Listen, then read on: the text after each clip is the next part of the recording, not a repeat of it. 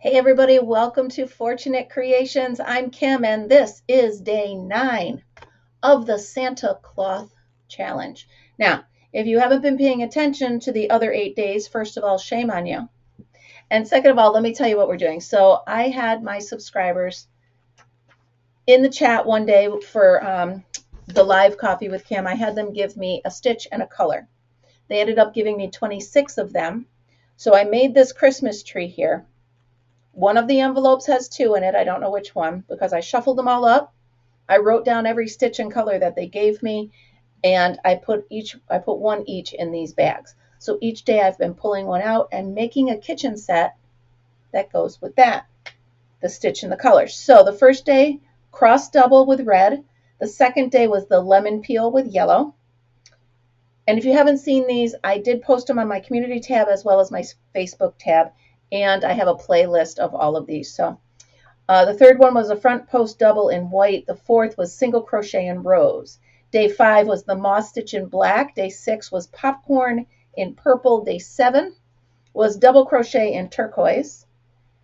Day 8 was half double crochet in green. And today, day 9, is the crunch stitch in blue. Now, another caveat to this challenge is that I have to use what I have in my stash. It's a stash busting project. So I went through and here's the blue they picked for the main dishcloth. Now each day I've been making the main dishcloth plus it's like a 3-piece set. So we picked this blue for the hot plate and then we picked this blue for the scrubby. So I did attempt it once. And I don't like it, so we're starting over. Okay, so I'm going to go ahead and chain 30.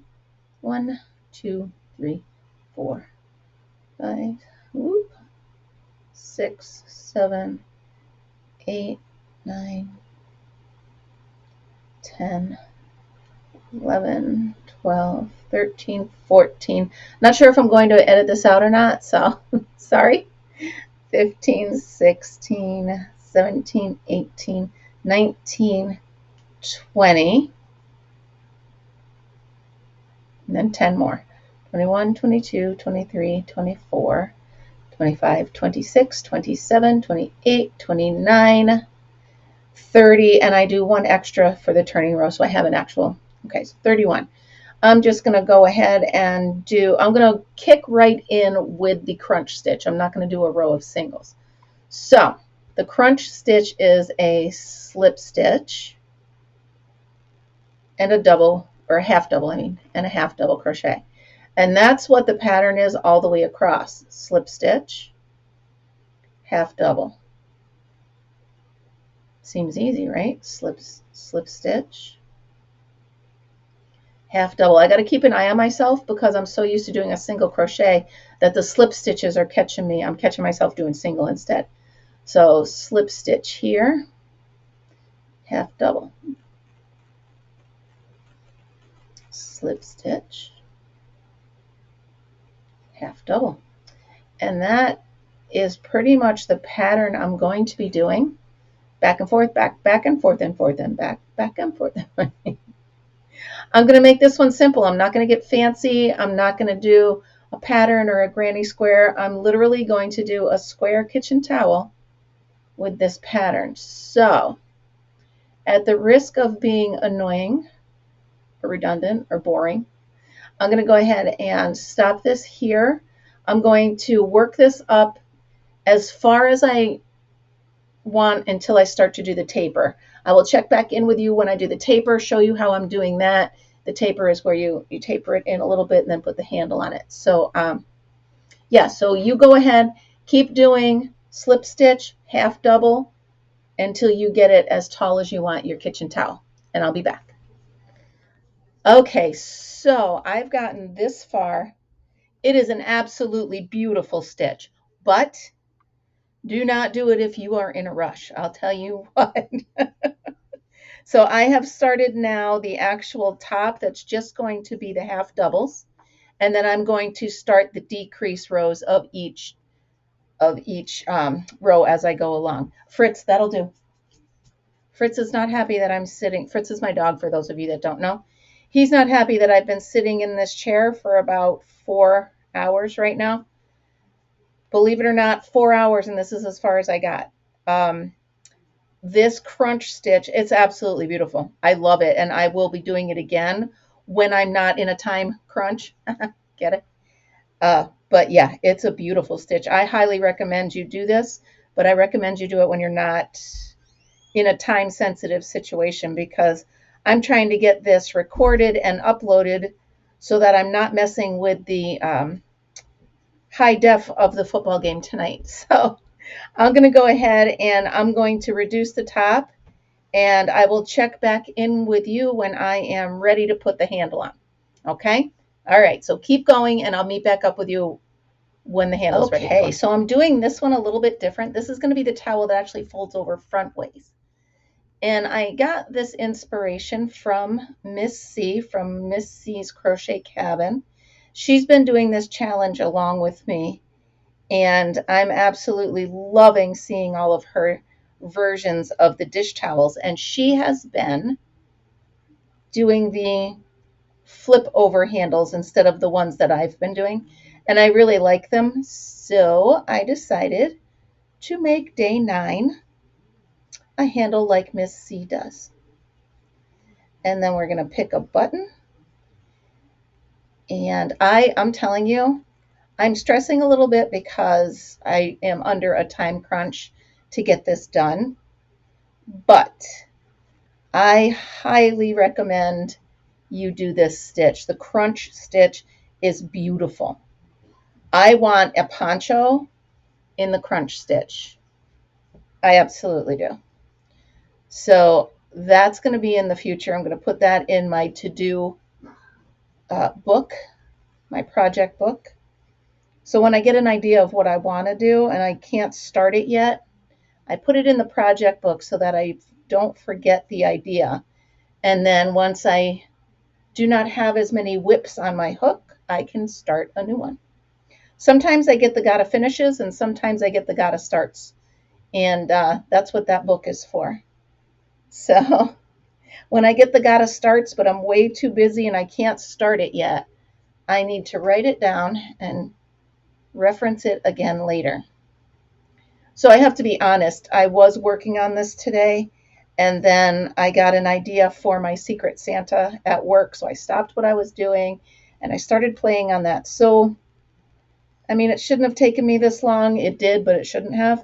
All right, I'm going to go ahead. I'm going to do 2 more rows and then the buttonhole, or the button loop. Actually, 1 more row and then the button loop. That's what I'm going to do.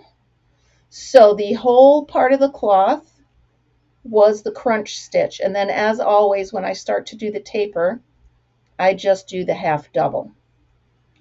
So, okay, now 1, 2, 3, and slip stitch into the other side, and then go back over 1, 2, and 3. I just like to make sure it's a little more secure on the buttonhole. Okay. Woohoo! Never thought I'd say these words. The cloth is almost done. So let me snip it off and let's pick a button, shall we? All right. Oh my goodness. I love this stitch. I will be making a poncho of this stitch. Okay, so I need a blue button, you guys.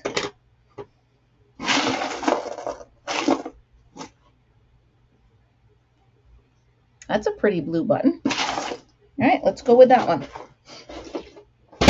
Now I need to find a needle that'll go through it. The trick of every day, right? Let's see, will this one go through? No. Will this one go through? No, I can tell. So why'd I try it? I believe this one will. Yes. Okay, so we're going to fold this over to here and put it, show me where I need the button. But I do want to hide this tail. I just think it looks so much prettier when I'm putting on the button to not have the tail on there, right? All right. Now, if those of you haven't watched the rest of the series, this is not a tutorial. This is more of a hang out with me while I craft. So if you really want a tutorial on this or more information on how to make this dishcloth set, shoot me an email and I will get back to you. So what I do is I use some of the scrap yarn to sew on the button. The cookie or the sugar and cream that I use is usually a 4-ply. So what I do is I will make it a 2-ply, 2 or 3, and sew it on using that yarn. I threaded the too thick needle because that is how I roll. Come on, we got this. Okay. So in goes the button. I'm putting the button right on the last row where the half doubles meet the cinch stitch. And I'm telling you, I really love this stitch. I did not know of this stitch until today when I drew this card. Half the people on my live had never heard of this stitch before. But I'll tell you what, it's going in my book as one of my favorites because I really love this stitch. It's beautiful. The texture that it gives and the character that it gives. And it helps that the yarn we picked was really pretty too. So definitely going in as one of my favorites for sure. Okay. Again, make sure your button is on there really well because your kitchen towel, it is not a daintily used item in the house if it's anything like my house. So just make sure you sew it on there nice and tight. My tongue sticking out. Sorry, you knew I'd do it at least once per video. Okay, put this in here, tie the knot. Make sure we tie it nice and tight on the back. And then hide the tail, of course. There we go. Hold on one second, I'm having trouble. My hands are actually tired from crocheting so much today. All right, so here is the official day 9 crunch stitch. I haven't had a chance to straighten it all out, but it is beautiful. There it is. Okay, let me get you the small dishcloth and the scrubby, and I will be right back. All right, you guys, since this one took a little bit of extra time, I'm going to just make this a 2-piece set. It's going to be the towel and the scrubby. So there we go. Ta-da-da-da. And hold on, I did get a new soap in. That's going to be perfect with this set. The name of the soap is Winter. Are you kidding? Ta-da! How perfect is that? I'm going to hold this up. You're going to see I didn't tuck my tail, but all right, you guys, so there it is. Day 9 is the crunch stitch. I highly recommend this stitch. So far, out of all of the series that I've done, this one's my absolute favorite. It takes a minute, and I do need to tuck that tail, but oh my goodness, the pattern, absolutely beautiful. Okay, you guys, so if you try this pattern, please let me know on Facebook, and also join me tomorrow morning for Coffee with Kim live, 8:30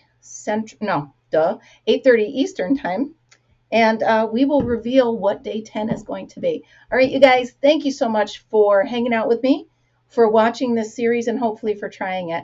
Remember, everybody, always be happy, be kind, and be creative. Thank you so much for being here. I'll see you next time. Bye, guys.